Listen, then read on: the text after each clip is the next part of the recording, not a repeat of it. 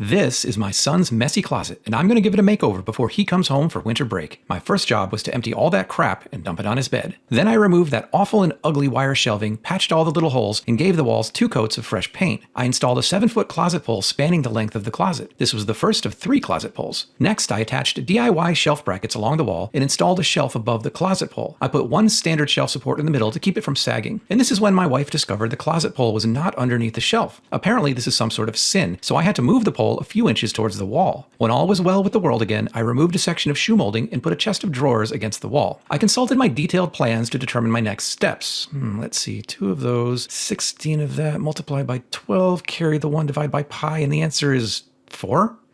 Nuts to that gobbledygook. I just have to start cutting and hope for the best. I used 3/4 inch plywood for the chest of drawers enclosure, and I assembled it with glue and brad nails. Once I had it in place, I installed the other 2 closet poles spanning the distance to the walls on either side. For the large shelf unit and shoe organizer, I drilled holes for shelf pins. Since I would be building 16 shelves, I wanted the ability to customize the cubby holes to fit the shoe. To give a finished look, I put edge banding on all the exposed plywood edges. This is the larger side of the shelf. After this, I attached the narrower shoe shelf. Back inside, I installed the shelving frame under the watchful eye of Penny and then screwed the frame to studs in the back wall. I cut all the shelves off camera, and the moment I installed them, my wife sprang into action and filled them before I had the chance to take even a single picture of the completed empty shelving unit. Empty shelves don't stay empty long when she's around. I didn't quite finish my son's closet makeover before he came home from college, but that's okay because he absolutely loves it, and my wife loves it too. She's a woman who loves to organize, and this was a tasty little appetizer for all the organizing projects we have in store for you in 2023. Follow for more room makeovers and smart organization tips.